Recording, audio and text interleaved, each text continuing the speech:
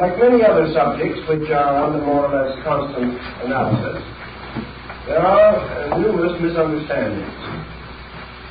European alchemy is not of great antiquity, and the rumors about its roots in the mysterious past are highly symbolized.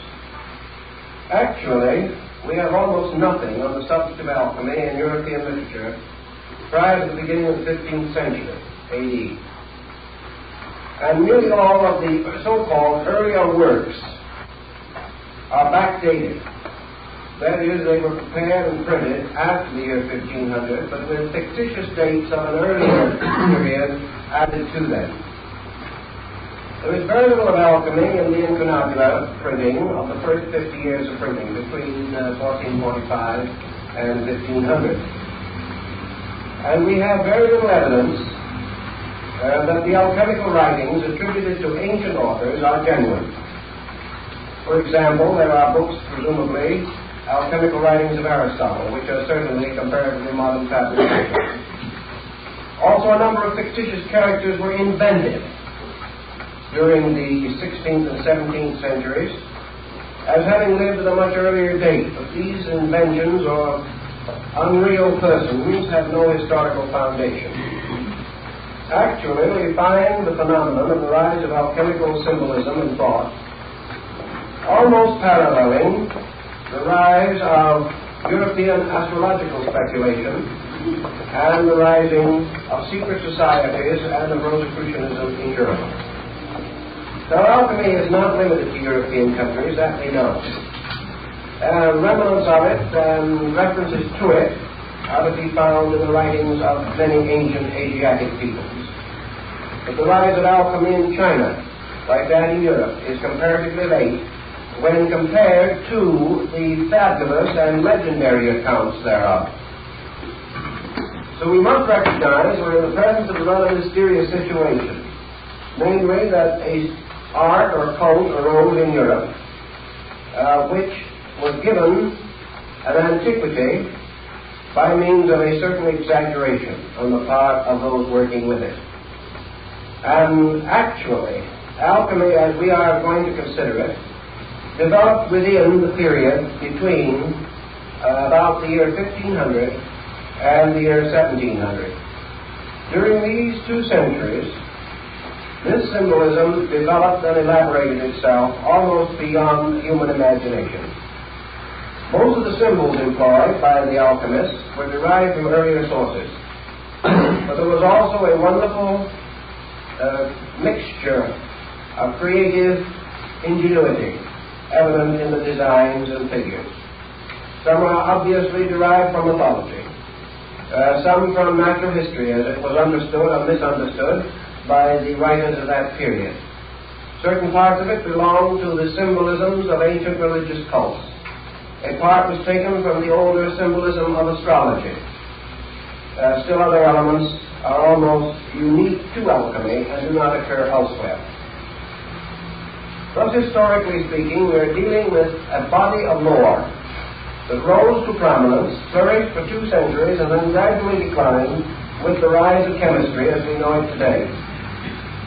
I think we should bear in mind that there was an alchemy in antiquity, very roughly and inadequately drawn, but that actually, while we say that alchemy is the mother of chemistry, we might be wiser to realize that there was also a chemistry prior to alchemy, and that alchemy did not simply give rise to chemistry. Chemistry of an earlier date gave rise to alchemy, and this in turn declined again, and chemistry once more emerged as the principal carrier of tradition in this field of learning. Now, in consideration of these elements and factors, we are not in the presence merely of a great traditional account handed down for thousands of years, but of a cleverly devised program, integrated and perfected within a comparatively short period of time. This integration has a definite bearing upon the perpetuation of certain schools of philosophy and mysticism that originated in antiquity and also passed through various vicissitudes in the rise of European culture. Let us try to draw a picture of Europe at the time of the emergence of alchemy. Europe itself was coming out of the Dark Ages. It had just passed through the Renaissance and the Reformation. The human mind was beginning to break the tremendous bonds that bound medieval man to a reactionary traditionalism. The human mind was also rebelling against the dogmatic theology which dominated this entire period of European history. For several hundred years, men had been unable to use their minds. In the first place, there was no way of training minds. There were no schools. There were no universities. There was practically no opportunity for the average citizen to become educated. The second problem was that Europe was devastated by natural and man-made catastrophes. The bubonic plague swept Europe, and during the course of about 300 years, its periodic ravages totaled somewhere in the neighborhood of some 50 to 100 million human beings died of this plague. During this same period also, the rise of the Inquisition is to be noted, and the tremendous attack upon heresy, upon liberalism and free thinking of all kinds. Even such schools and universities as did come into existence under the great cloister school system of Charlemagne were limited by a most reactionary and patristic philosophy. Even the physician did not dare to perform autopsy, did not dare to dissect the human body. He was bound completely to the writings of Galen and Avicenna, authorities, traditional authorities, whose writings covered the field from the minor ailments of the human body to the probable causes of volcanic eruptions. These traditional textbooks did not give any opportunity or any individualism to the mind of the person. It was simply schooled according to tradition, schooled within a very narrow boundary of acceptances and rejections. Within the church itself, a number of systems of philosophy had arisen, particularly the philosophy of St. Thomas Aquinas. This man had a magnificent mind, but bound as he was, again, by the limitations of his church and his time, he was unable to break through into the free atmosphere of liberal thinking. Rebels of that period, like Bruno, Savonarola, and even Paracelsus, paid with their lives, or with their worldly goods and honors, for their efforts to break through this traditional path. In this same period, demonism and demonology and necromancy flourished. The mysterious magic attributed to King Solomon was restored. The grimoires came into existence, and men went out to crossroads at night to invoke spirits. It was a time of rather dismal intellectual benignness.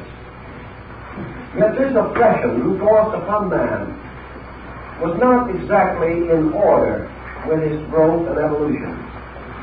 A more ancient man had achieved much more. The Greek and Roman civilization had given to the world a magnificent look. The philosophical attainments of Egypt and the Near East were spectacular. And these achievements and accomplishments did not simply die. They could not. The human being will not stop thinking and cannot stop thinking because someone tells him he must.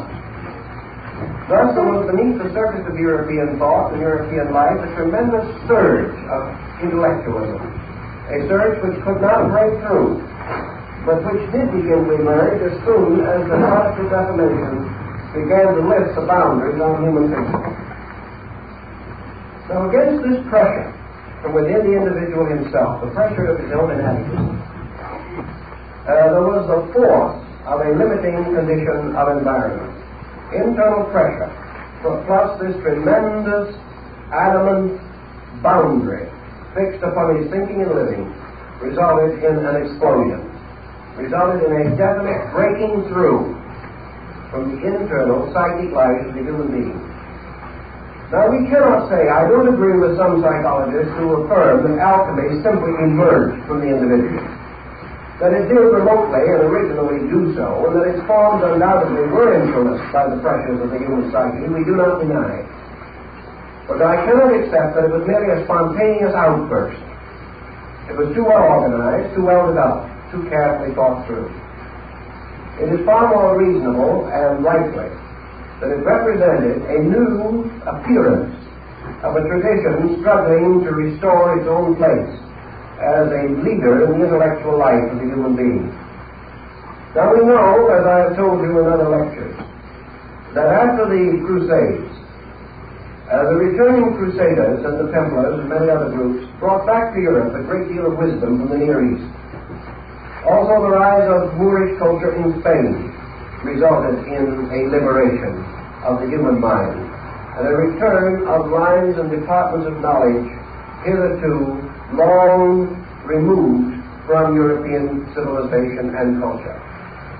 We know that all through this transition period, secret societies, originating in antiquity and perpetuated quietly but strenuously by certain individuals, did move beneath the surface of European life and politics. These societies, striving for survival and also for their major purpose, which was the liberation of the human mind, continued to operate quietly but effectively, as we know from the stories of the troubadours, the guilds, and many other groups. Now, as far as it is possible to determine, alchemy was devised as a means of perpetuating a secret kind of knowledge under the symbolism of chemistry. Now, why was chemistry chosen? Let us reply by asking another question. Why did the Dionysians and later Masonic organizations use architecture for exactly the same purpose? In other words, we know that the Dionysians believed that the building of a temple was the symbolization of the building of society and of the human soul. But at a time when it seemed advisable to move in secrecy, the active properties of the esoteric lore were concealed under appropriate figures and devices. And just as the building of Solomon's temple came to mean the building of human society, so the transmutation of metals came to mean the transmutation of the personal and collective life of humanity. The symbolism was adroit because the alchemist had hit upon a basic truth, namely that all departments of nature can be brought under one general pattern, and any science thoroughly understood is a key to nearly all other forms of learning. Thus, in alchemy, the entire weight of an important philosophical system was trusted to chemistry and chemical symbolism. We may say that this was suitable and proper for the reason that against this symbolism there was no well-integrated body of opposition. Had these philosophers revealed themselves as philosophers, they would have been persecuted. Had they advanced their ideas on a religious level, they would have been executed. Had they attempted to develop psychological training, they would probably have fallen victim to the Inquisition. But as chemists, they had several appeals. First of all, medicine and the chemical sciences were accepted by theology. They were accepted as necessary, and the Church had no direct opposition to the advancement of medical science. It did not agree with it particularly, but it accepted it. The second thing is that this symbolism strangely intrigued the covetousness of the human mind. During the rise of alchemical symbolism, many princes, powerful leaders of both church and state, hired and maintained alchemists and carried elaborate research programs because alchemy promised to transmute base metal into gold and to discover the universal medicine and the elixir of life. And there wasn't a rogue in Europe who didn't want to live longer. And there wasn't a king in Europe who did not want additional funds in the treasury. So the appeal to the cupidity and the selfishness of mankind helped to protect the alchemist from persecution. He had hit upon a wonderful formula. And even though he did suffer to some degree from the greed of princes, still for the most part he was catered to and pampered. And we remember the Street of the Gold Makers in Prague, in Czechoslovakia, where a whole colony of these alchemists worked together for a number of years under the princes of Bohemia and other royal patrons. Now, it must have been rather interesting to realize that these alchemists were supported, maintained, and nursed along by the very tyrants who alchemy expected to eliminate. But it was only timely to carry the step as we must by degrees. Now we have many hints, for example, that alchemy was a well-integrated kind of chemical guild, just as the tailors and the shoemakers and the various guilds were closely integrated bodies with their obligations, with their trade union patterns. So the chemists formed a guild, and the great guild of the chemists gradually turned into the guilds of alchemy. Now let us take another parallel to this, because I think it is helpful to us, and we want penetration as well as coverage. I have made considerable research on the activity of architectural guilds in Europe during the period of the great cathedral builders, and we've come across a number of very interesting facts. When a great community or a powerful prelate of the church was resolved to build a cathedral,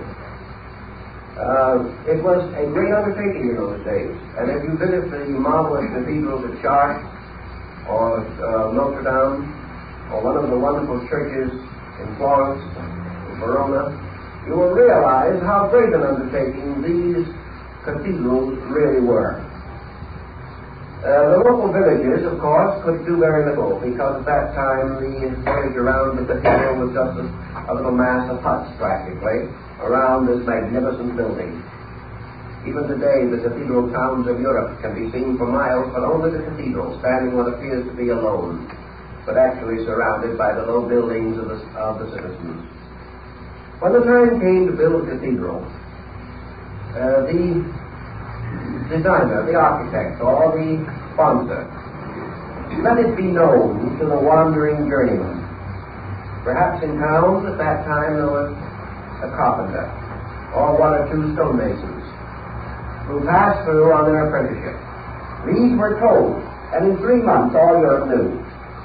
These wandering journeymen, traveling from place to place, told everyone along the way. Told they in turn told everyone else that they met, and so on. And so in 3 or 4 months, the whole of Europe knew that this great building was contemplated. As a result of that, qualified workmen in all of the lines naturally involved in such a project began to congregate. Now today we would say they would come and probably come up with their trailers or something of that nature and build little community or something of that nature, or move into hotels and boarding houses. Such things didn't exist at that time. When these builders came, they brought their families with them, they drove their cattle, they brought all their worldly goods, because they never expected to leave that community alive.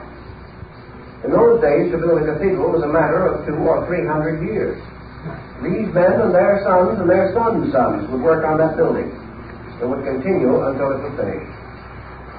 Under such conditions, these builders, some coming from countries that did not even speak the language of the land in which they were to work, did not mingle with the citizens, did not move into the community or the town.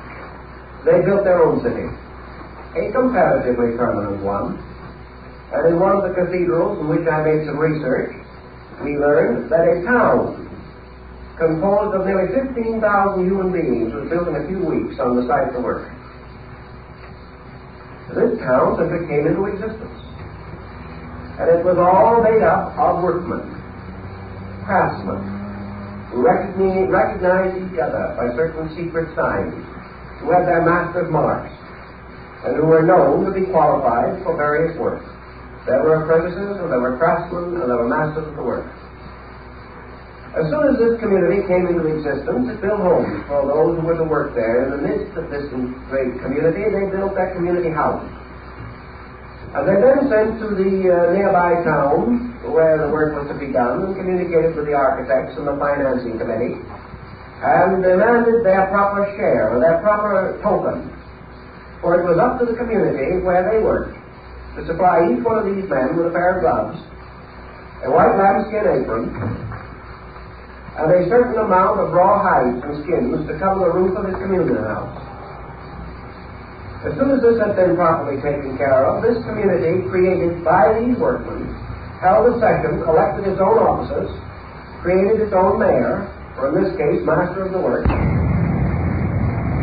his assistants, to prepare the work of the day and to lay out the program for all of the other workmen. These men and their community lived completely apart from the rest of the country in which they lived.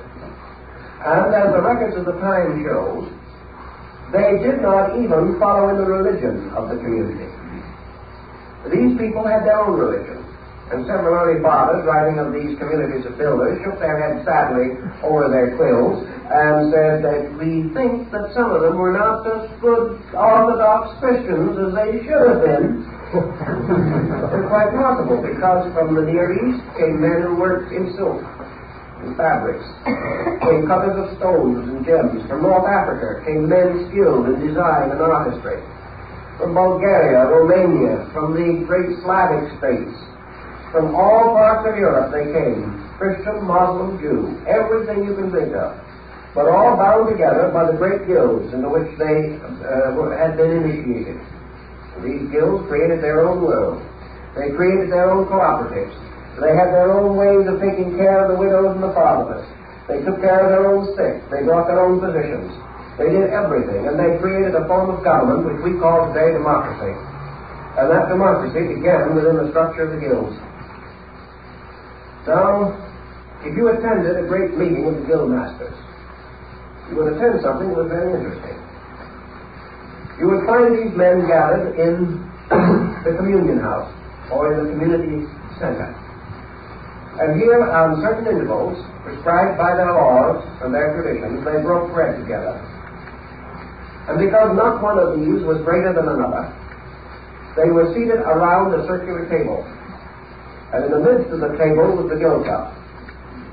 And this gill cup had on the lip, all around the edge of the cup, little hooks. And on each of these hooks was the crest and shield of a guild master.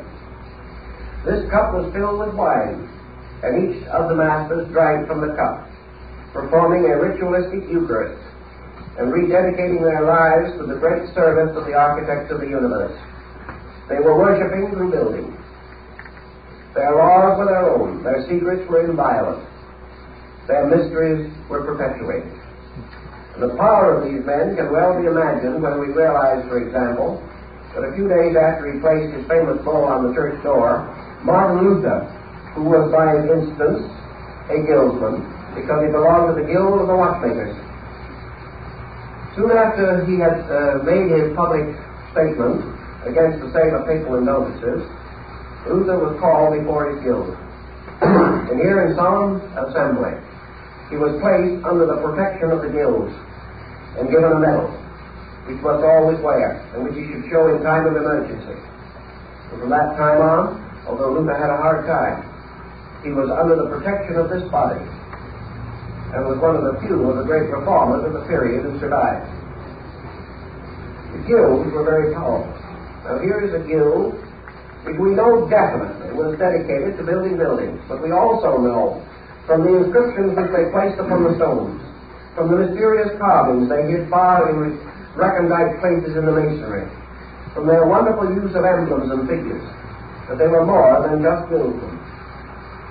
They were the perpetuation of the secret schools of architecture known as the Dionysian artificers in Greece, the Vitruvian Collegia in Rome, and the famous architects called the Comacene builders, who had their refuge in Lake Como. These were all initiate schools from antiquity, concealing the secrets of human regeneration under the story of architecture. Now here's one group of guilds. Now let us pass for a moment to another group. And this is the group of the chemists. The doctors, the chemists, and those who had to do with research in metals, metallurgy, and things of that nature. All who touch fire as a means of working the elements of their craft were bound together. And this mysterious body of chemists, although it did not build cities at the foot of cathedrals and do things of that nature, was an integrated body. And it was also in close relation to the crafts of the builders. After a great deal of research, I was finally able to recover ancient drawings of the original doors of the Cathedral of Notre Dame in Paris. The reason this was important was that the original doors, which were removed at the time of the French Revolution, that these doors, which were cast in bronze, and I suppose to have been the work of the devil, all such interesting things were at that time. On these doors was the complete formula of alchemical transmutation. The doors were a mass of hermetic symbols. Now these doors could not have been placed there by the chemists, unless these chemists had also been in very intimate association with the cathedral builders. It was part of the same type of guild. Another guild that is of very great interest to us is the bookmakers' guild, the printers. And if you study the columns and trade emblems and symbols of the great presses like Gutenberg and Fuss and Caxton, you will find that each one of these presses had its master's mark, and that these book builders and makers were also bound together in a fraternity, which is the reason why it was possible through the medieval and early modern period for ciphers and secret devices of all kinds to be introduced into books. This could not have taken place had it not been for the guilds, this tremendous body of men who were bound together by a common purpose. And that common purpose was the restoration of the golden age in the world. And when we go directly and strictly into the alchemical symbolism, we come upon a number of intimations. And in order to trace these intimations, we have to go step by step through an inconceivable labyrinth of clues and hints, implications. We know, for example, that the term adept, as we know it in the West, is first applied to the alchemical masters. As the various building crafts elected a grand master, the alchemists elected or appointed or accepted into their bodies certain masters of their arts, whom they call adepts. In alchemy, this term has a very special and definite meaning. It should not be confused with the Eastern or Oriental concept of adept, or even the Rosicrucian or mystical concept. The adept was the master alchemist, or one fully possessed of the mysteries of the art. Now, in the builder's craft, you have the masters, the fellow crafts, and the apprentices. In the alchemical guild, you have the adept, the illuminate, and the initiate. Those were the 3 degrees. And these represented those who had attained to 1 or 2 or even the 3rd step of knowledge concerning the mysteries of chemistry.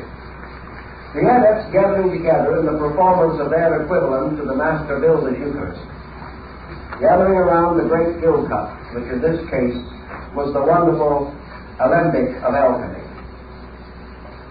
also appointed their ruler, who was called the Adept King.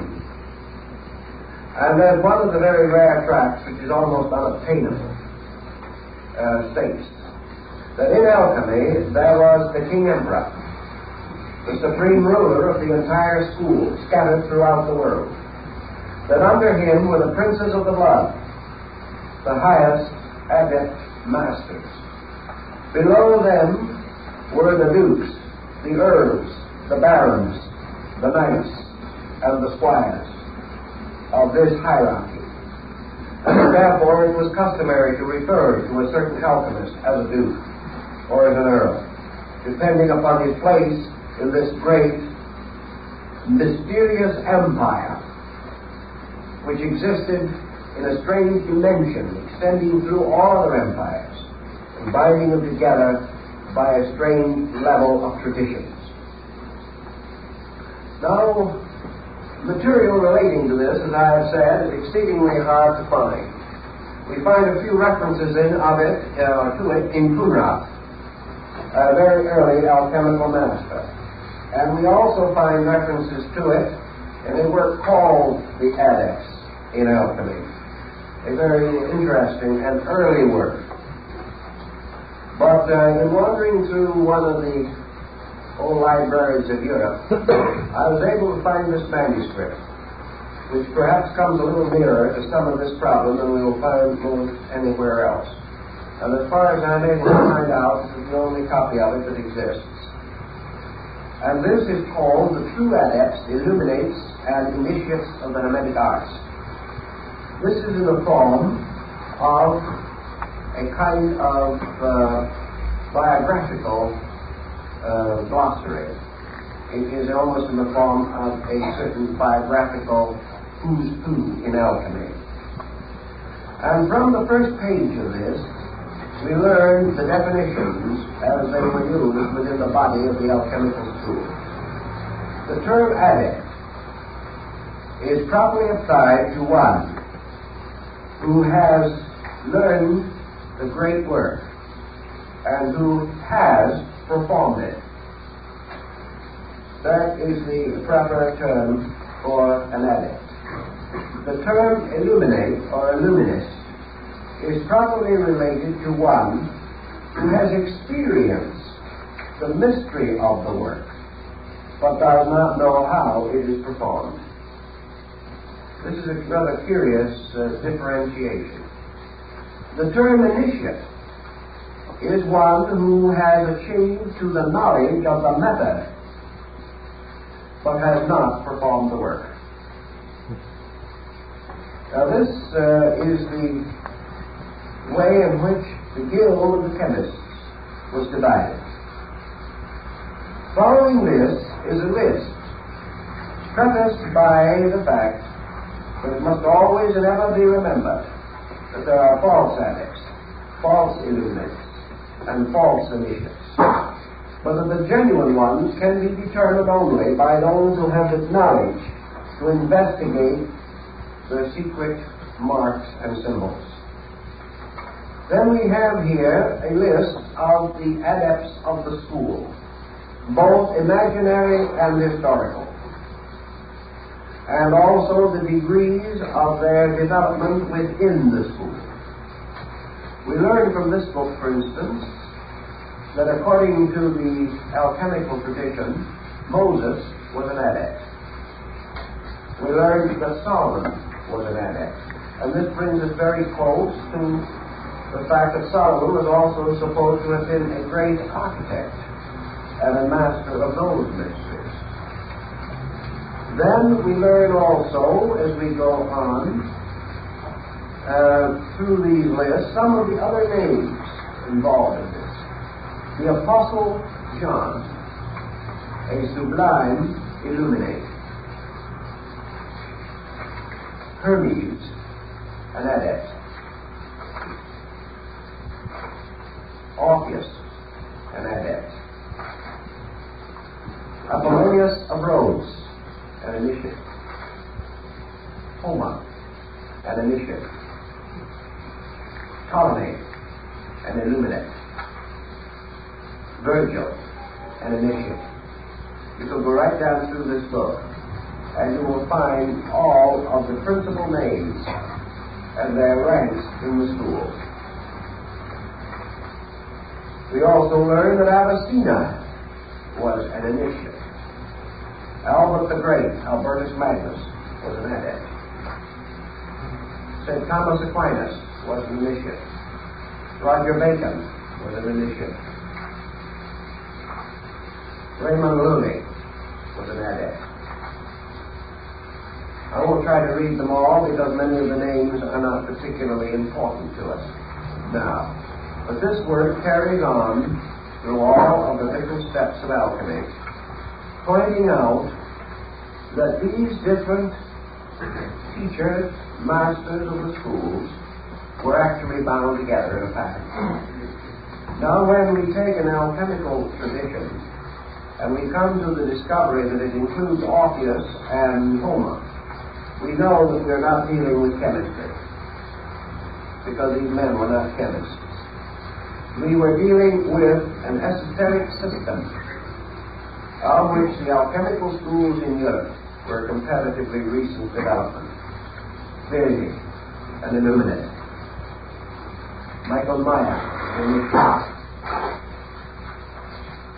one of the interesting things we find as we go along through here is that a number of names that are a little better known to us are also to be found as we go near the end of the list. We know, for instance, that this list, strangely enough, ends with a comparatively familiar name, and that is Baron Emanuel Swedenborg, an Illuminate. Now, when we study Swedenborg and his association with Saint Germain and Cagliostro, we have reasons to believe that the book is probably correct. But this is, as far as I know, the only who's who of the Hermetic Adepts there is. But the principle behind it is that the entire work was an integration, was a definite system devised for a purpose. And that purpose was concealed under a series of alchemical or magical symbols and devices, the meanings of which we will try to explain at least in part as this series progresses. Now, the next thing that I want to bring up in connection with the alchemical tradition is to try to orient what basically alchemy stood for.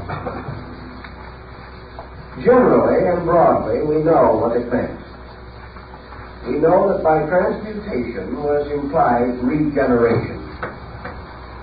We also know that the symbolism of alchemy was exact.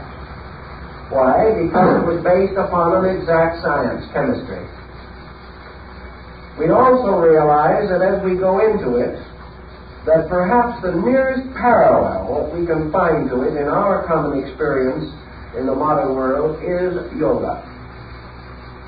In other words, alchemy was an esoteric discipline.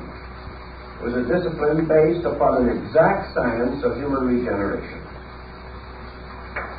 Now, just as in almost all of the exact sciences of antiquity, it is assumed that the keys were lost, and that therefore the mystery of the cult or sect is no longer to be found. This I question very greatly.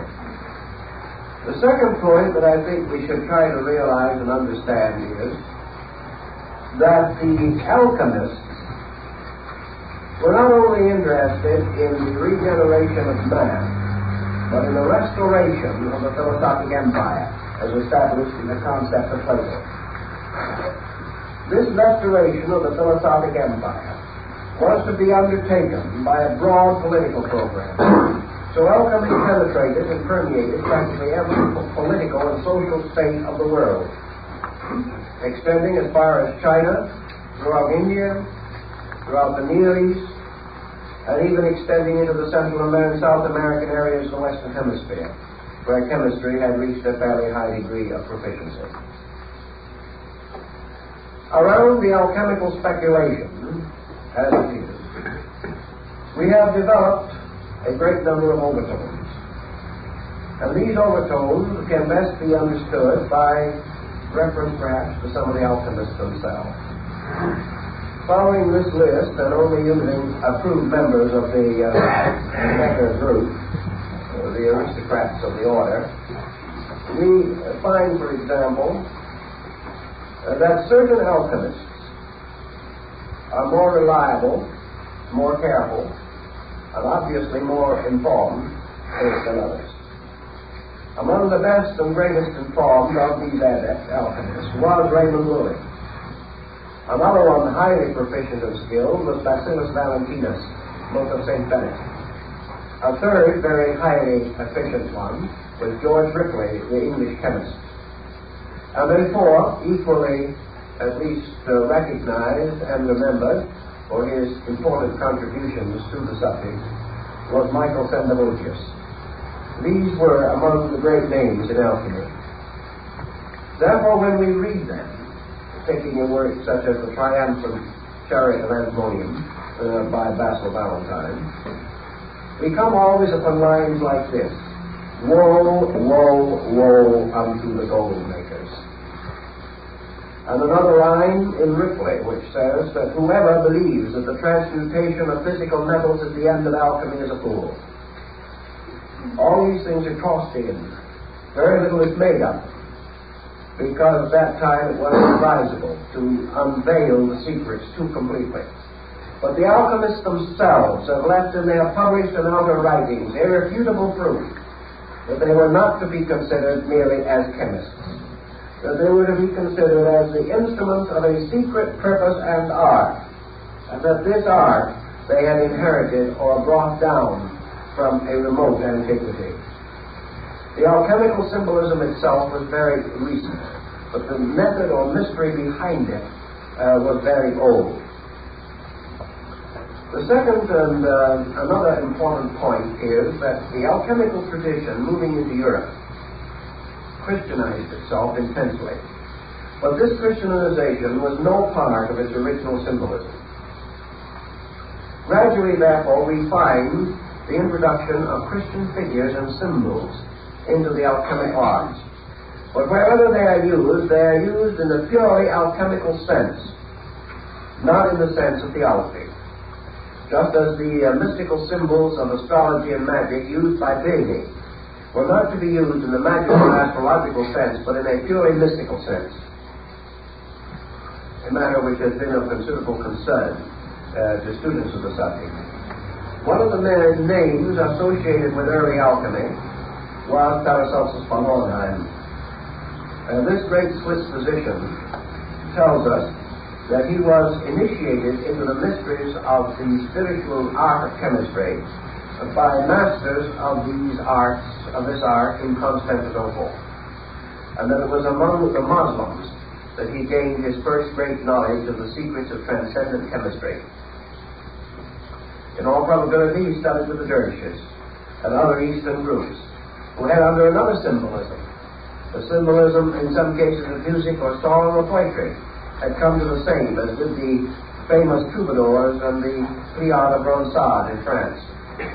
All of these groups were bound together. Dante's Inferno was not intended to be a literal description of the netherworld. Milton's Paradise Lost was not intended merely to be a story based upon a great religious fantasy. These things were tied together. They were part of a pattern. And if you had the key, you could unlock the pattern. If you did not have the key, it remained hopelessly a mystery to you. But to possess the key was to have a knowledge of the transcendental arts and all that they imply in the system of alchemical speculation. Two names I'd like to mention specially connected with the problem of alchemy this evening. One is the French alchemist Nicolas Flamel. The story of Flamel is almost unbelievable. He was a poor man who made his living by writing documents and acting as a notary. In one of his experiences wandering around, he found a mysterious book which was called the Book of Abraham the Jew. This book was written upon tablets of some mysterious fiber-like substance, and it contained only a certain number of leaves, and on these leaves were the entire formulas of the transmutations of metals. Flamel studied these leaves very carefully for a number of years, and finally hit upon the formula. And as a result of having found the formula, he built a number of institutions for the poor, orphanages and churches and chapels in France, and finally caused the entire formula to be carved in beautiful designs upon the arches of the Church of the Innocents in Paris. When I was in Paris just before the war, I went in search of the Church of the Innocents. Unfortunately, it has departed from us, and where it once stood is now a small and almost deserted park. I happened to be able to get hold of the gardener or caretaker who watched this park, and he told me that every so often that when they were planting and weeding and making the little flower beds to look as best they could, they would dig up bones from the old cemetery of the Church of the Innocents. And then a number of stones and a number of inscribed sections from the church had been taken into the courtyard of the Cluny Museum in Paris, where they stood around in various places. I went over there and looked them over. Some of them still showed sections of the alchemical designs of Nicolas Flamel. This mysterious man was persecuted terrifically to gain the secret from him, but never divulged it. And is said finally to have gone to Asia, where he lived for a great length of time in company with dervishes and other mystics. He was quite a remarkable person, and a wonderful story about him could easily be written. Another interesting personality in the tradition of alchemy is the mysterious character Elias Adepta, the king of the Adepts. He shows up once in a while, but has the same elusiveness as the mysterious character of the wandering Jew. The Adept king is described in some detail in one or two alchemical works. He is said to have lived forever, to have spoken every language in the world. And it was his peculiar habit to wander about Europe in disguise, always appearing in the costume of the country which he visited, always appearing to conform with its laws and customs, appearing at will and disappearing at will. And the story of Elias Adepta is one of the most fantastic in the entire circle of metaphysical literature. Typical example of the story of Elias Adepta will be found in the writings of men like Sendebosius, an alchemist working in his laboratory, struggling desperately, very devout, very sincere, very noble man. He finally came to the point where he could no longer find any further clues to the mysterious search which he was advancing. He came to the point where there were no longer any answers.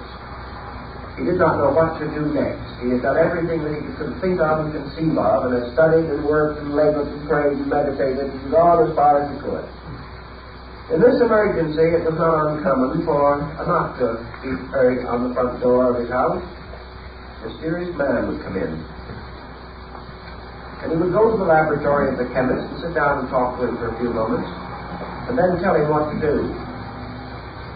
And then, when asked who he was, he would probably smile and say, "Oh, just a wandering chemist who kind of had an idea to give a little advice at this time," and would walk out the door and never be seen or heard of again. Gradually, the records of this mysterious wanderer gained proportion. And for over 200 years, the story of Elias Adepta, wandering about Europe, is to be found in choice archives in this field of research. In a few cases, he told his name. He was Elias the Adept. He was the mysterious Adept king who was to come and to rule over the world. Then he would vanish again, like the mysterious bodhisattvas of Shambhala, not to be seen or heard of anymore.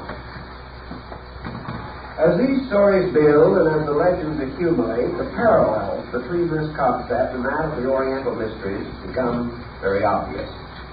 And we know that we were dealing in Europe with an advanced system of speculation and art and science, which normally would not have existed and could not have existed, and which had to conceal itself for its own protection.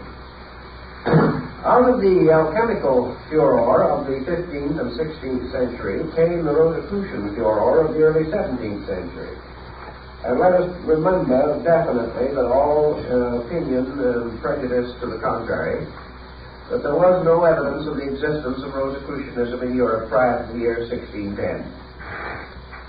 That the story like that of alchemy has a much older origin, but that this origin is fantasy, is legend, lore, symbolism, all of that we will accept. But actually, this society, which combined certain hermetic and alchemical factors with those of other sciences of the time, such as Kabbalism, magic, actually came into existence about 1610. Nearly all of the alchemists then flourishing in Europe became immediately involved in this new heresy, the Brotherhood of the Rosy Cross. It also was strangely short-lived and elusive. There are a number of accounts of Rosicrucian adepts, including one who whistled rats out of houses, but we won't take him too seriously. In the first 10 years of Rosicrucian excitement, after the publication of the Fama and Confessio Praetoritatis, about 900 books were written dealing with the subject by persons who knew nothing about it whatsoever. Many of these books were in the form of open letters, published at the expense of the author, in stating his own qualifications and asking a brother of the society to contact him in some way. because he had no way of contacting the society itself. Naturally, most of these letters and open epistles were ignored. No one has ever been able to find out who the dominant persons were behind this movement, any more than that of the original alchemy. But that they all sprang from a common root, that they all had certain works in common, we cannot doubt. That they fulfilled a very useful function in the unfoldment of the European mind is also quite definite and evident.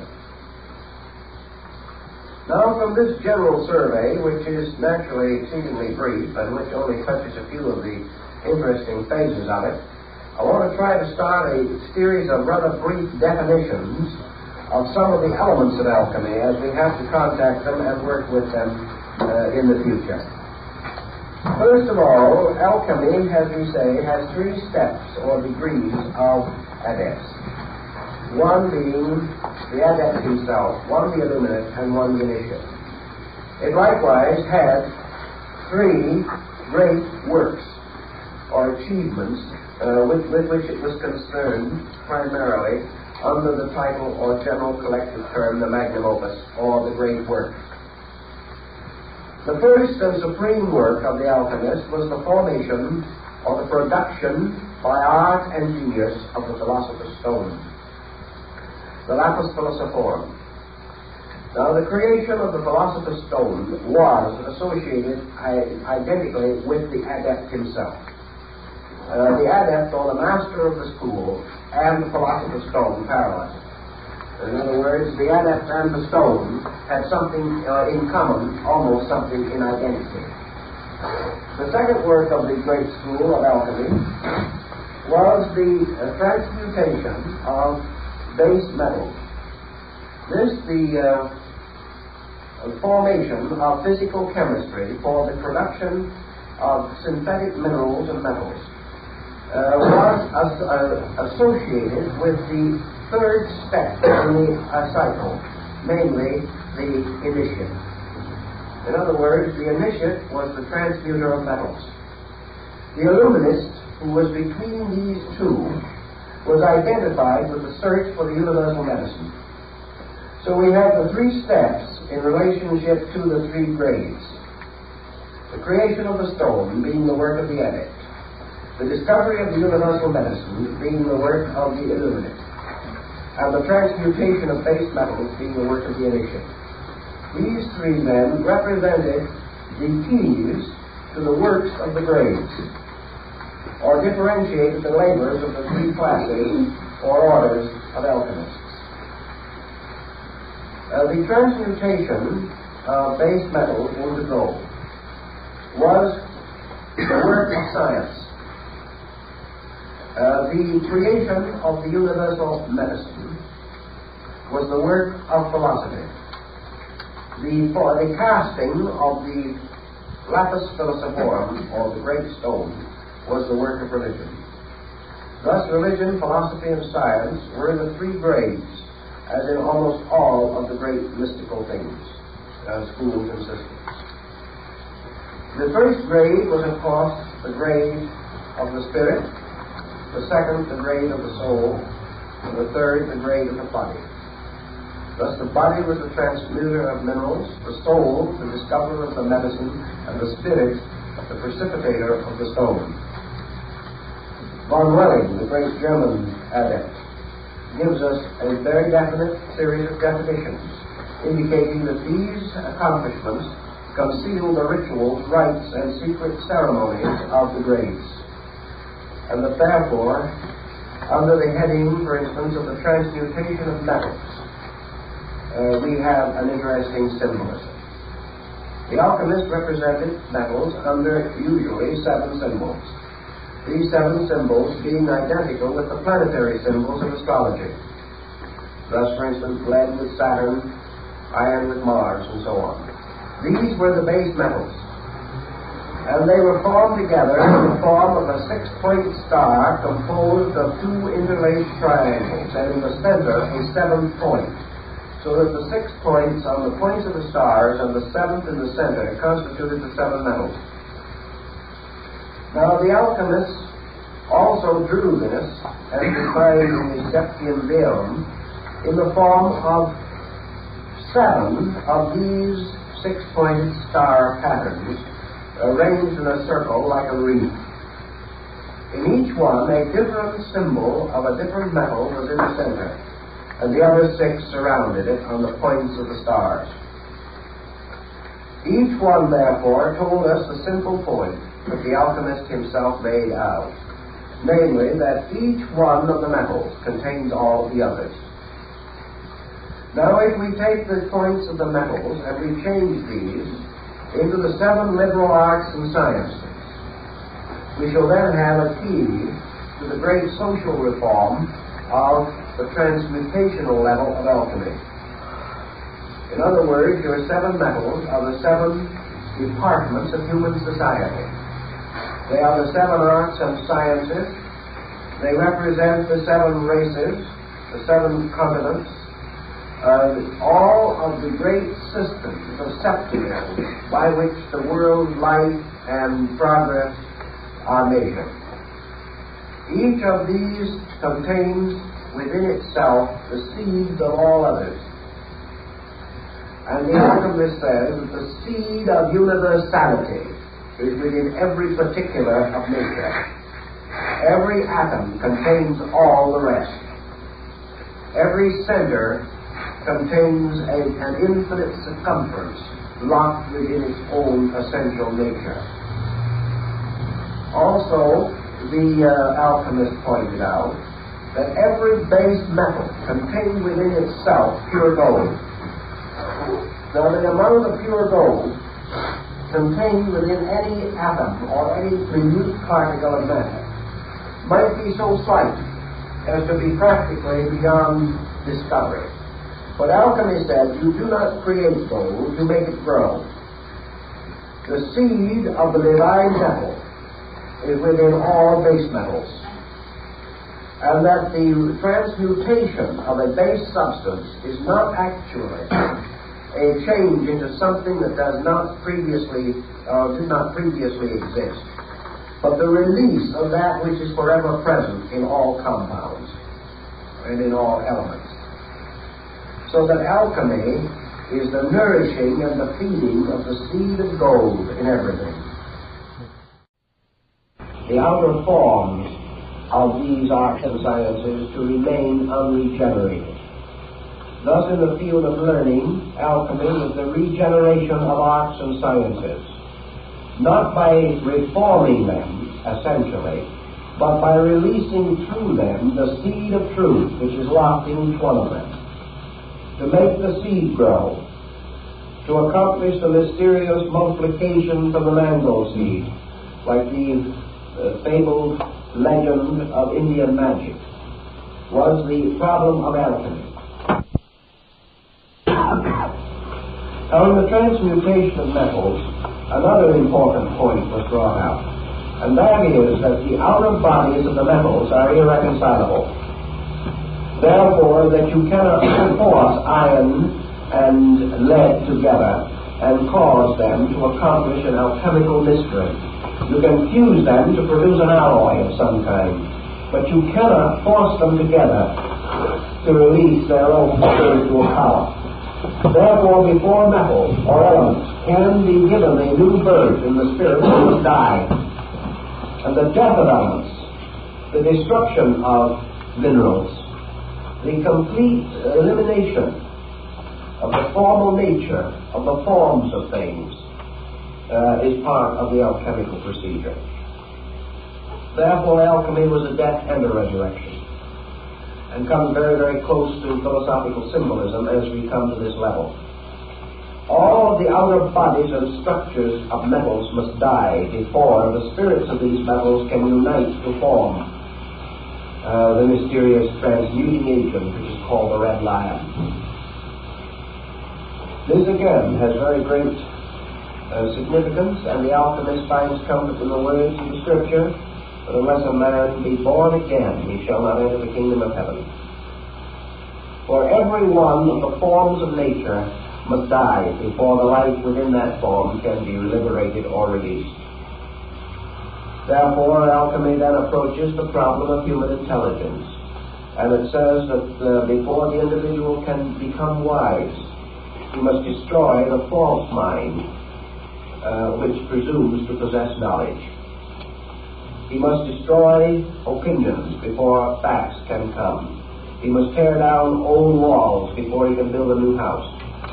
And in the doctrines of the alchemical mysteries, it was first necessary to destroy the personality or the individuality of metals before they could be brought together to form the transmuting agent.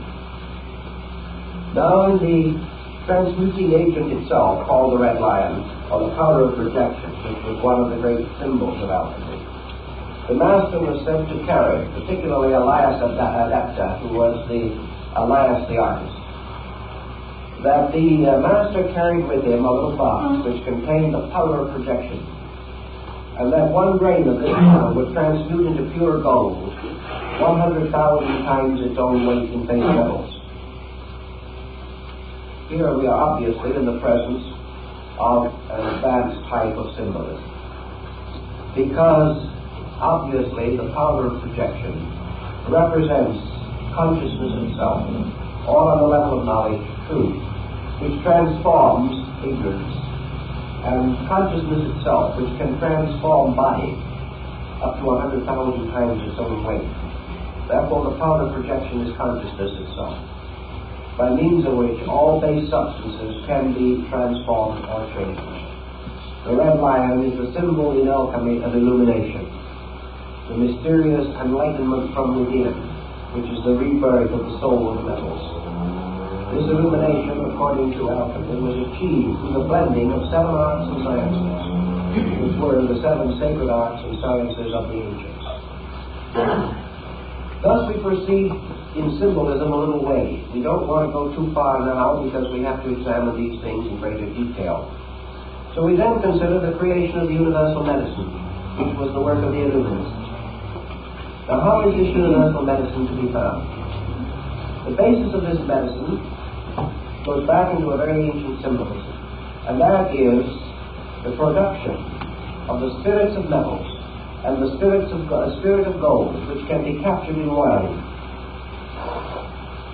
Theophrastus Paracelsus explained that in certain parts of Switzerland, where there was gold in the soil, grapevines, sending their tendrils and roots into the earth, gathered up this gold, and of all forms of vegetation, the grape is the one which has the greatest affinity to gold. And that is in areas where gold is in the soil, the dead vines of grapes are burned, and the ashes of these, from this burning, are washed. Gold will be found in them. Now, if you study this symbolism a little further, you will begin to recognize the peculiar use of the grape, of the wine, of the Eucharist, and of the mysterious symbols of the early Christian church. The gold, which is gathered for the grape, is the symbol of mystical ecstasy, or the mystical experience in man. For this experience gathers the available consciousness. And we remember that the Christos, or the symbol of the illuminator and the initiator, refers to himself by saying, I am the vine. This mysterious vine of life, the grape, the symbol of the Dionysian Eucharist, and later brought into the church, is therefore closely associated, as with the grail, with illumination. The universal medicine is the mystical experience arising within the individual. It is the basis of the healing of himself and of all nations, and the bringing about of the power of the healing of all sickness, for sickness is healed by the mystery of grace. And in alchemy, the grape and the grace are identical in meaning. So we have here a heavy mystical overtone, overshadowing the physical or alchemical symbolism as we generally accept it. You'll find work on this subject and the development of it in the work by General Ethan Allen Hitchcock, American Civil War general, in his Mysteries of Alchemy. Now, the lapis philosophorum, or the diamond stone, the diamond soul, also is reminiscent of many religious systems. In Tibetan Buddhism, the diamond soul appears as one of the most important symbols of the world deity. In alchemy, the ruby diamond is the most important of all the symbols. It is a synthetic stone so made that it has a drop of blood in the center. I have seen in Europe 2 or 3 ruby diamonds made by art and nature, by alchemical transmutation. We recently have read in the paper that at last a completely synthetic diamond, absolutely perfect, has been discovered. And this undoubtedly is the same basic principle as the idea of alchemy. For this reason, alchemy says very simply, that which occurs psychologically within man will also occur physically in chemistry. In other words, alchemy does not deny that base metals can be transmuted. But it says that the laws used in this are the same laws as those used in the transmutation of man himself. Therefore, as the individual gains the secret art for the transmutation of his own nature, he can also transmute physical substances. Because one set of laws is involved. If, however, he attempts to transmute base metals without having the secret of the transmutation within his own consciousness, he will not only fail to transmute his consciousness, but will be unable to transmute the metals. Many alchemists began their work as experimental chemists. And this brings us another important key to the thing. These experimental chemists began by a sincere and inevitable conviction that they could transmute base metals physically. So they took the writings of the alchemists with their strange descriptions of mysterious monsters, of agents, of black birds, of double-headed phoenixes, of kings and queens, of the celestial hermaphrodite, of the crystal homunculus, and all these other emblems of alchemy. And they began to ponder them, trying to find out how to make an honest diamond. That's how they started out. They pawned their family goods. They went out and bought all kinds of equipment and alembics and retorts, test tubes and furnaces, and with bellows and artistry they blew and they puffed. Like Titus de Mirandola, who spent many years working on this subject but did not arrive, or Eugenius Felices, who finally was killed by an experiment in his own laboratory. But these artists, struggling to understand the symbols, fighting day by day with the processes in their retorts, gathering their dew upon plates of glass on the various figurations of the constellations, seeking for the gold-bearing grapevine, working with the formulas, studying the designs and symbols. These very physical chemists, as Michael Sendevogius tells us, who was one of them, started with this simple intent to transmute base metals and become rich. But they hadn't gone very far when something began to happen to them. They began to find within themselves a realization that they were too limited in their own perspective. As they went along in their researches, they found they depended upon faculties keener than those of mere reading. One of the simplest things they had to face was the problem of trying to find out what the author had concealed behind these strange devices. These devices became meditation wheels.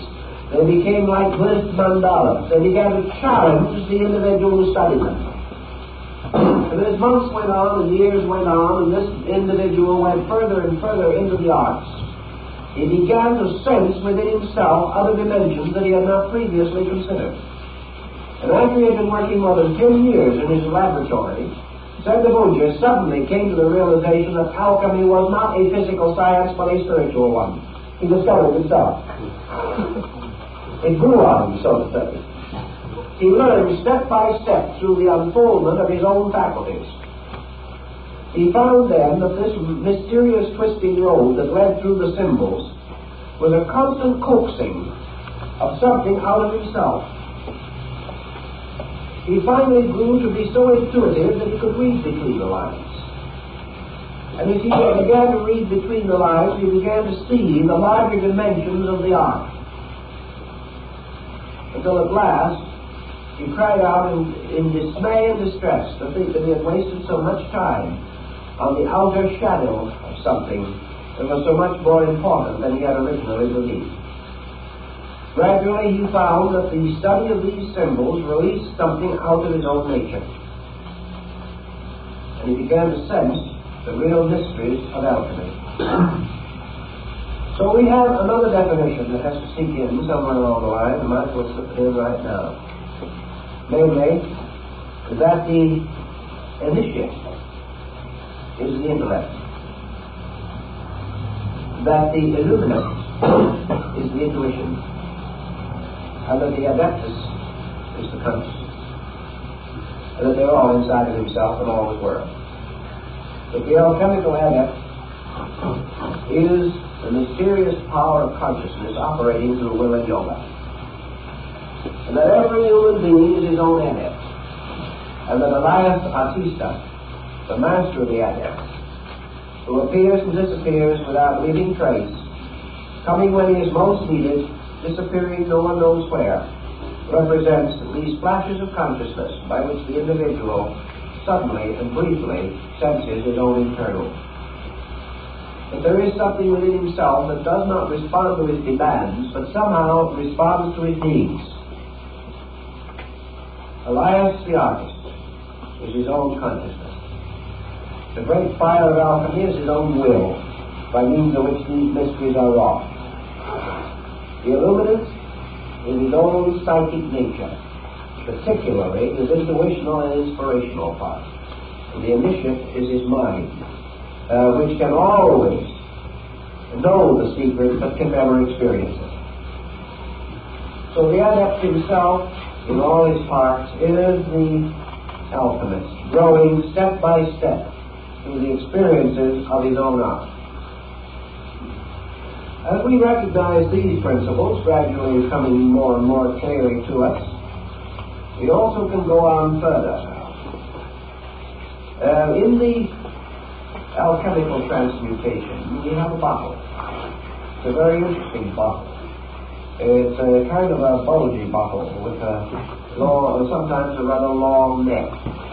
And within this bottle are a number of strange devices, one of the more common and frequent of which is a peacock with an extended tail in many iridescent colors. And the initiate seeking the stone is told to watch for the appearance of the peacock's tail in the bottle. In the emblems of Solomon Trisposon, called the Splendor Solis, we have a good many examples of this wonderful adventure taking place in a glass bottle. This was called the hermetic womb in the rites and in the ancient mysteries. And this undoubtedly has one very simple meaning. This glass bottle is the human soul. And it is within this soul that the mystery of the seven transmutations takes place. Now, you remember in the last series when we were talking about yoga, I pointed out the importance of recognizing that the human soul corresponds with the orbits of the seven planets, and that the soul of man represents this field of the seven cardinal virtues, the seven deadly sins, which reflect downward into the physical phenomena of the seven liberal arts and sciences. Therefore, the second part of the work of the illuminate, takes place within the soul, and the bottle, it must contain the universal medicine. Now, this universal medicine is achieved through the mystery of the seven parts of the human soul, a doctrine which originated probably in Egypt, where there is specific reference to the seven souls of man and how they in turn influence the destiny of his life. Now, when we get up into the higher level of the Adepts, we also begin to see this cut diamond with its various facets and symbols. And the further we go into that diamond and the study of it, the closer we get to the great geometric solids of Plato's Pythagoras. The diamond is a symbol of a symmetrical geometric solid, the sign of the perfect form in nature. The diamond soul is itself, of course, a symbol of the universe. It is a symbol of consciousness. It is a symbol of spirit. It is a symbol of the perfect power which is released or made possible or available to man through regeneration. Now, all these different elements become more than mere hints. We must accept them as hints. We must work with them as best we can until we gain more and more knowledge of them. Now, also in alchemy, you have another mysterious symbolism, which is called the ladder of the sages, or Homer's golden chain, which binds the ship of life to the pinnacle of Olympus. Homer's golden chain is a sequence of 7 interlocking elemental symbols, by means of which spirit and body are united. The soul is therefore the symbol of union. And there comes out of this another great and important emblem, and that is the rise of the term Hermetic. Hermetic is associated with the later Egyptian divinity Hermes, who belongs to the period of the Gnostic revivals in North Africa. Is a very mysterious being around whom the great vision of the Pymanderies of Hermes has been compiled. We use the word hermetic today to symbolize something that is sealed so that air cannot get in, as hermetically sealed jars or bottles. This is again a reference to alchemy. Hermes was the patron of alchemy, which was also referred to as the hermetic art.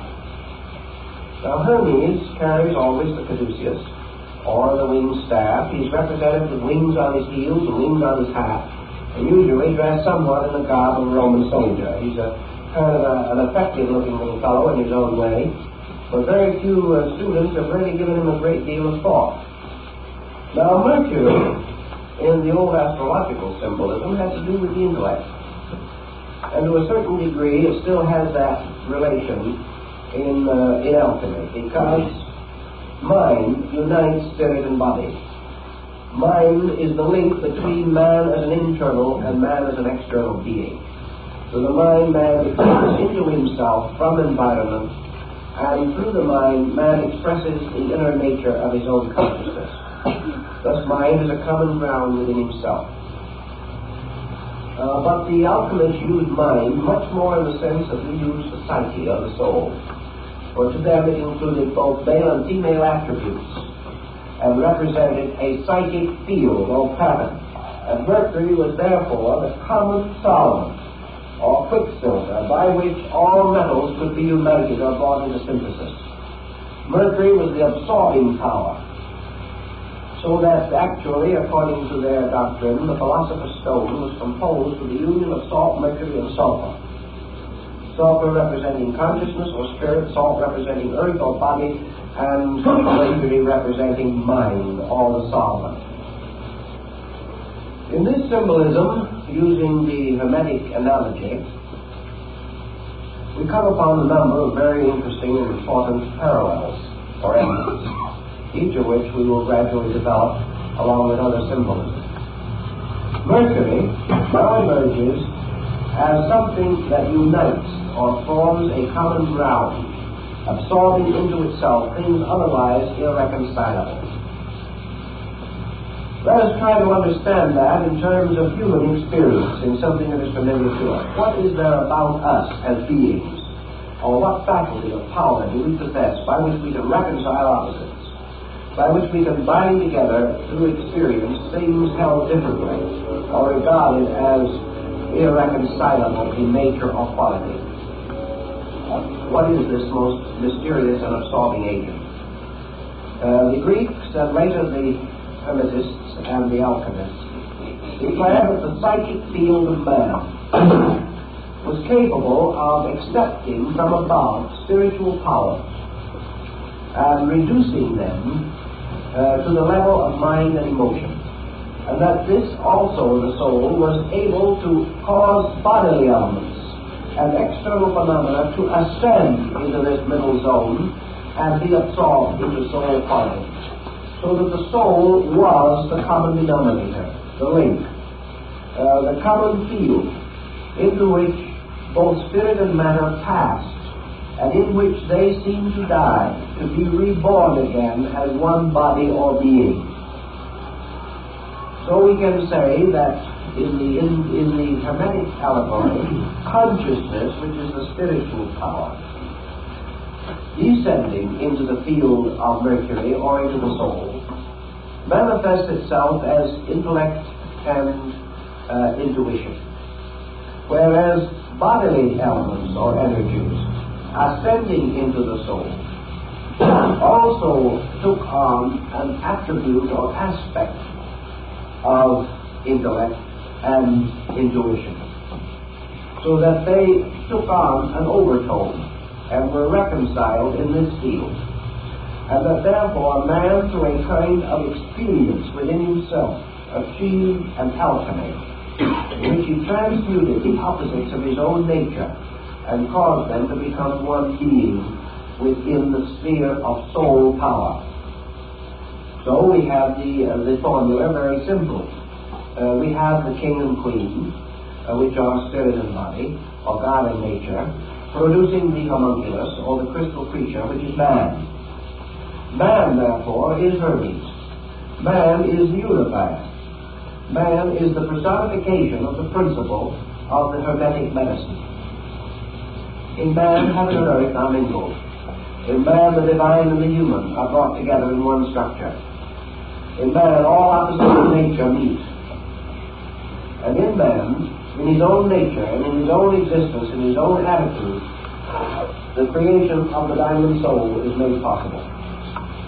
Thus Hermes, or Mercury, is man. Man composed of certain powers and faculties, particularly the 7 powers of the soul. These 7 powers of the soul being the basis of the harmony or synthesis by which the divine and the human, or the divine and the mortal, are brought together. Thus man becomes the potential alchemist. So we have in the old symbolism heaven, earth, and the alchemist. Now we find many such symbols. Heaven represented as a divine being. Earth represented as a wonderful fecundity of life. The king and queen again.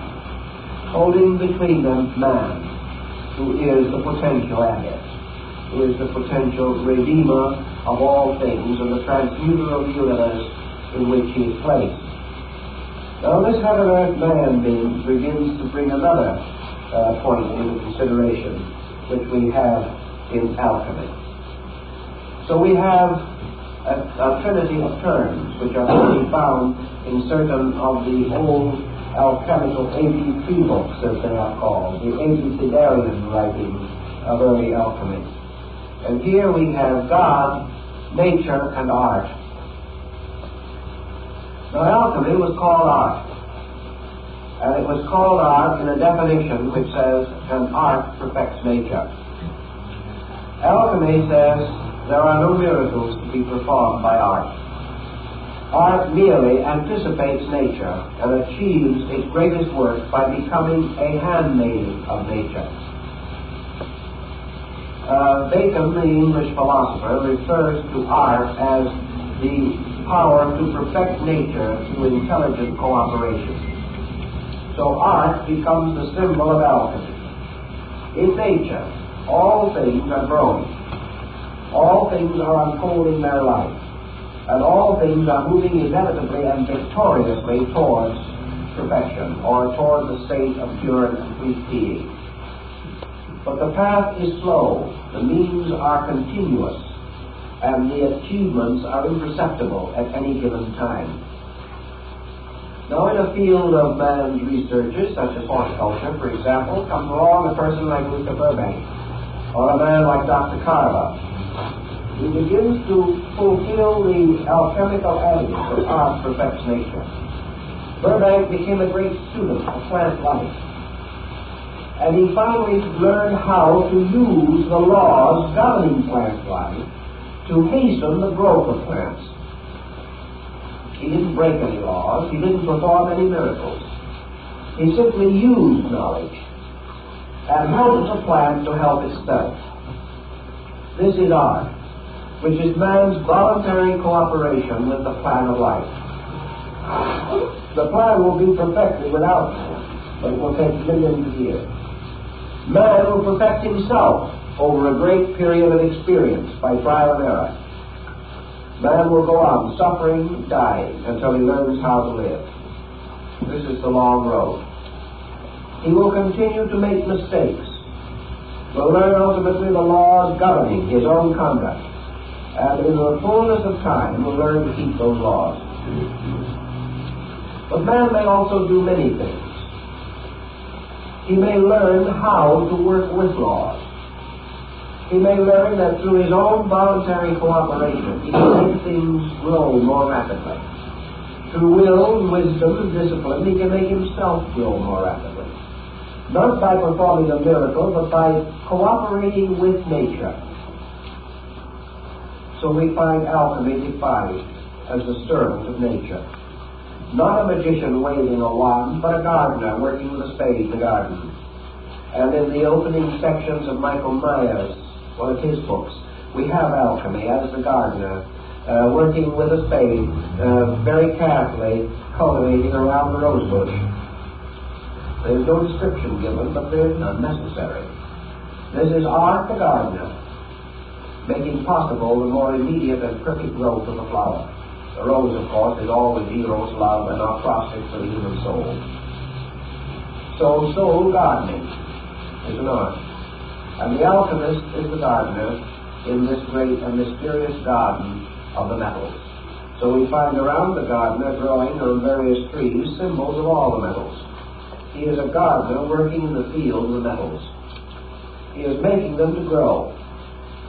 The artist also is the gardener working in the garden of his own soul, making it to grow, releasing the 7 powers and faculties which are exoterically represented by the 7 senses of man, unfolding all the potentials there, keeping faith with the law, making the law to reveal itself through working with it, through following its own rules and causing the law to fulfill itself more immediately through obedience. Another symbolism appropriate to the idea is the gardener weeding his garden. He has valuable plants there which he wishes to protect. Therefore, he takes away the weeds. He fertilizes the ground. He cultivates it and makes it possible for his precious plants to grow better. Now, also, we find the garden sometimes symbolized as a little fenced-in enclosure, in which, as like as not, you will find 2 animals, a lion and a unicorn. Now, we'll all remember the good old earthly rhyme, the lion and the unicorn fighting for the crown. You'll find that the lion and the unicorn, for instance, are the supporters of the crest of Great Britain, the British Empire.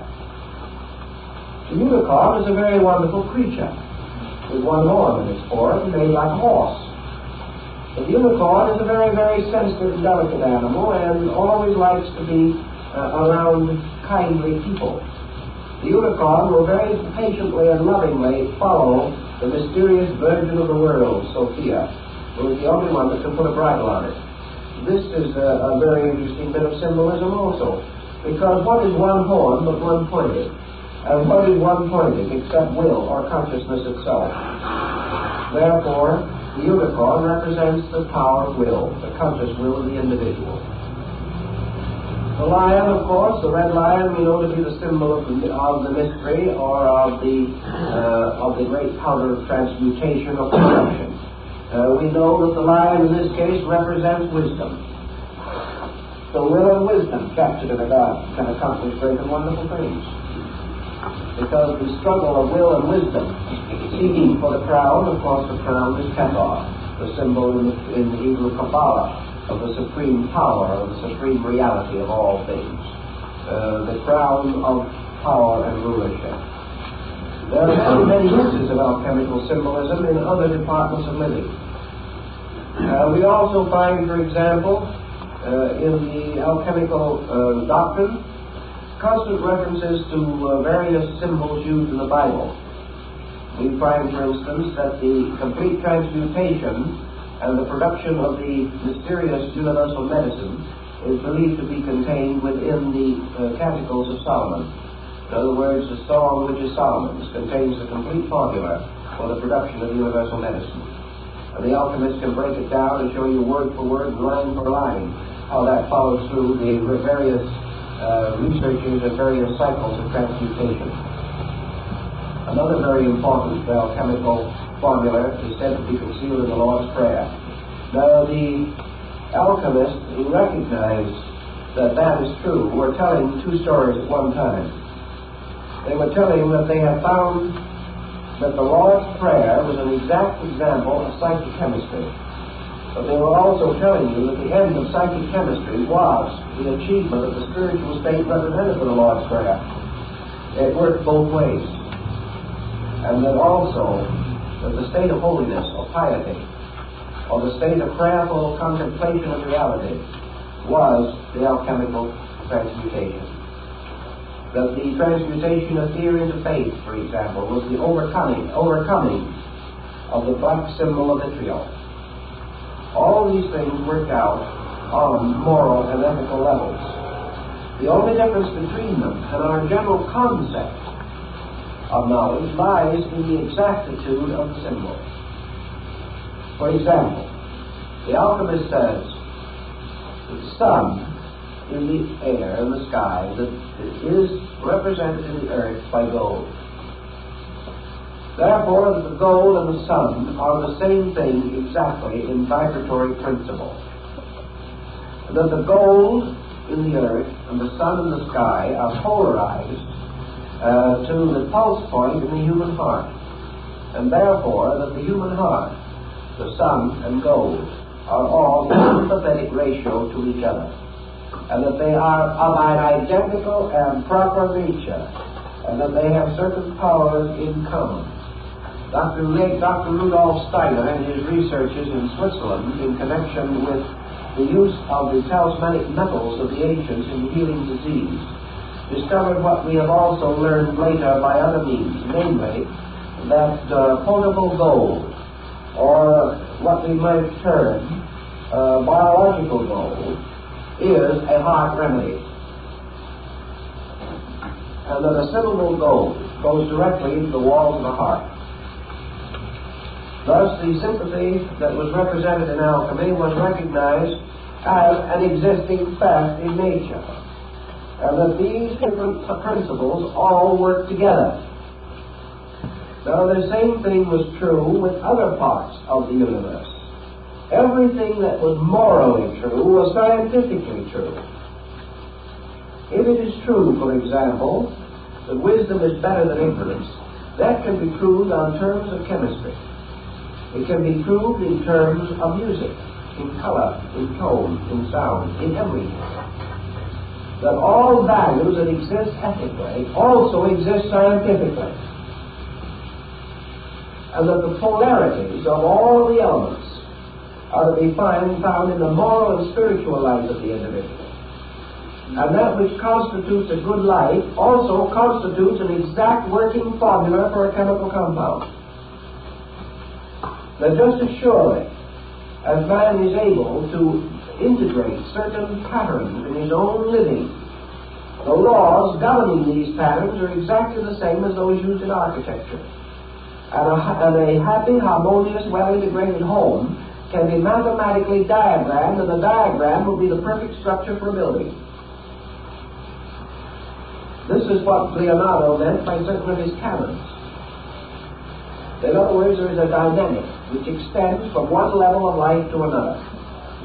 Pythagoras knew that if you played a certain chord of music, that this chord, in its mathematical vibration, could be and was equivalent to the basic key to the structure of a building, the basic key to a chemical compound, a basic formula in law, everything. All these things work together constantly. Therefore, if you have a perfect method of purifying a metal, you have the perfect method of purifying a government, a perfect method of purifying the human body and the human soul and the human mind. If you can make certain elements work together, you can make certain philosophies work together, certain sciences meet, certain races mingle. All these things are ruled by the same law. There is one master pattern, which is the great archetype. And all our sciences unfold this archetype. And whatever is true of the individual is true of the collective. Whatever the law is working in nature, it must work in man. And just as surely as certain energies in space unite to produce worlds, so certain energies in man must meet and mingle to produce the development and unfoldment of his body and his functions. There is only one set of laws. And these laws become the keys to the Hermetic art. For the Hermetic art is nothing but the reduction of good intentions to a science. These arts tell you that if you have 7 powers of metals in nature, you have 7 organs in the body, you have 7 glandular structures of importance within the body, you have 7 principal orifices in the body, you have 7 principal centers in the brain. All of these are tied together by a sympathy. And as you have certain planets in the sky, so you have certain planets in the soul. And as these planets, by their forms, release certain psychic energies and intensities through man, these 7 energies have in their turn created the arts and sciences, which are nothing but rationalizations by man along the lines of his own energy. Man is able to build a house and to master architecture because he has a principle of architecture in his own soul. That principle of architecture within his own soul is represented by one of the 7 metals.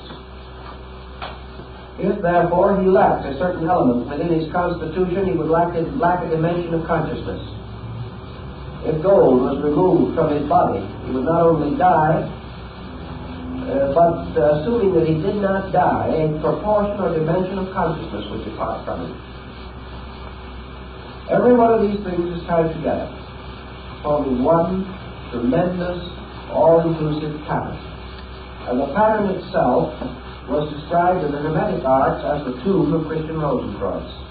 For in this tomb was all of the symbolism of a miniature universe, and in the ceiling of it burned the ever-burning lamp, which was the symbol of consciousness. As therefore the consciousness in nature produces the world, so the consciousness in man sets up septenaries within itself. These septenaries are all on sympathy with each other, exactly like tuning forks, which at the same pitch will react to the sound one of the other. The same way diseases represent certain perversities in vibratory rates. These diseases can be reached by sounding their keynotes.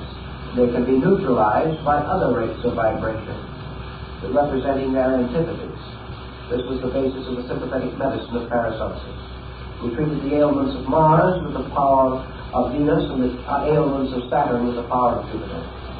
But when you say Saturn and Jupiter as planets, you're also referring to elements, to minerals, to medications, to degrees of consciousness, to sense perceptions, to soul perceptions, to intuitional faculties, and to the whole gamut. Because all of these things move on the same vibration patterns. Thus we have in alchemy this concept of one universe, in which a series of formulas exist. Now the alchemist took the universal formula, or space, which is the largest, and he reduced it to a formula that he could follow in his laboratory, and we can follow a little bit from Von Welling, in order that we may understand the symbolism a little better. In his great work on salt, sulfur, and mercury, Von Welling says that he took a tiny grain of the universal medicine and placed it on the surface of water in a small retort, which he diametrically sealed. He then placed this retort on a sand furnace, and a sand furnace is one in which the temperature is maintained at about the heat of the human body, which is very important. It never got too warm. The heat was applied only through sand. There was a thick layer of sand between the heat and the retort resting in the sand. And Von Welling says that after a certain time, when the heat within the bottle reached that temperature of incubation, or the temperature, as he says, that is achieved by the hen sitting on an egg, when that peculiar natural heat level was reached, this grain of the elixir, or the mysterious powder, began to move. And he said as he watched it, it began to spin. And as it spun, it threw parts of itself off. And these parts that flew off began to move around it. And in a half an hour, he saw unfold within the retort a complete solar system. Why? Because every unit must follow the law of the entire. Now, if he had used a different level of analogy, he could have taken that same grain, placed it within another type of bottle, with another group of elements to work with, and under the same heat and length of time, this grain of the eternal elixir would have begun to move in a different direction, would gradually have taken the whirling proportions of the human embryo and would have ultimately developed into a human body called the homunculus. He would have done exactly the same thing. And he would have had the tiny human being in the bottle. Now we also have, in the Paracelsian theory, the possibility of reviving all kinds of forms from their own ashes. This we have under various symbolisms. A plant burned to ashes within a sealed bottle, and then under a certain type of pressure and under certain use of alchemical formulas, heat it to a certain degree. The plant, or a shadow of it, will grow again in the bottle, in ashes. Years ago, I had an interesting experience with which we will try to explain this. A man came to me who had spent many years up in the northern part of Canada, along the Klondike. He was an old gold miner. And he said, there is something that I've never been able to understand. Namely, that gold grows. He said, we could work out a vein, leave it for 10 years, and come back to it, and there was more gold there. He said, we were convinced that this gold accumulated in some way, drawn by whatever amount of gold was still left in the vein, the little part that we didn't get. The seeds were still there, and this gold grew. And he said, as a proof of that, he said, I took a piece of ore with a small amount of gold still in it, and I placed that gold in an hermetically sealed jar, small jar. It was just a little bottle about this size, about 2 inches in diameter. He said, I have now unsealed this, and I want to show it to you.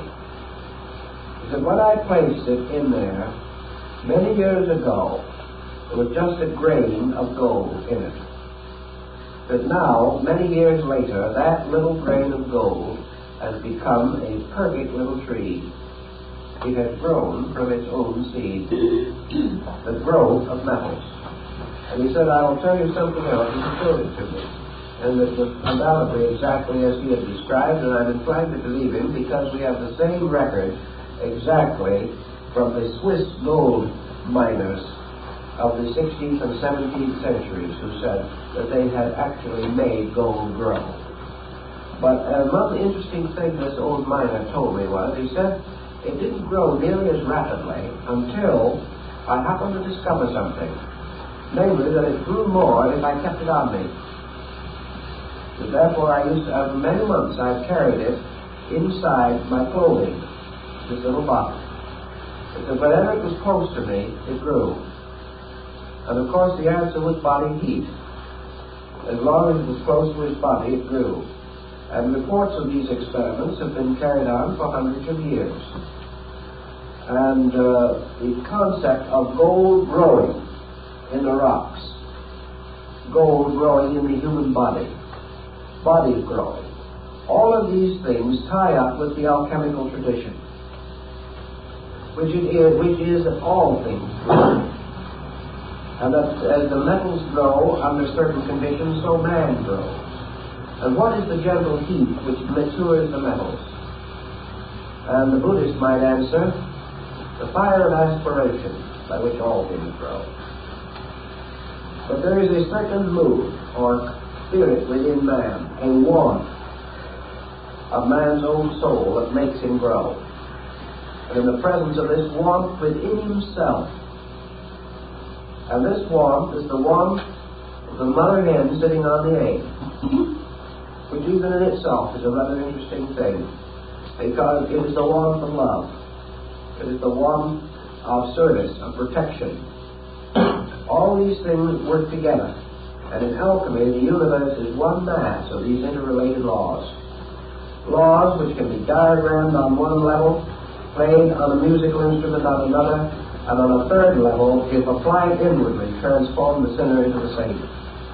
They are living laws, living patterns, living archetypes, forever reproducing themselves on all levels.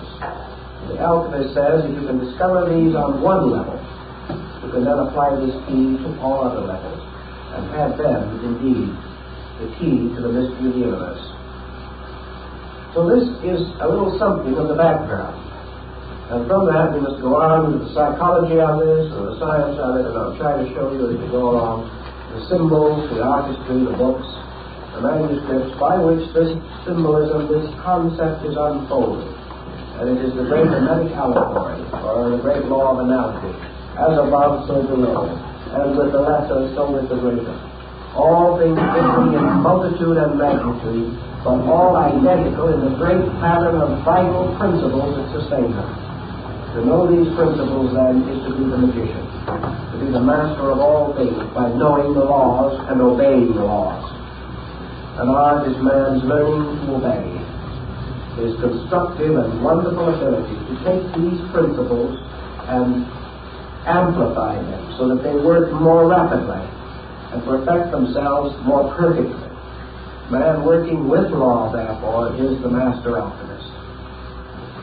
And if he works with the law works for him, and he sees things grow and multiply in days, months, or years, which might otherwise require ages, unless they receive the cultivation of the hermetic gardener. This is the concept on which we must later build the more detailed account of the alchemical procedures.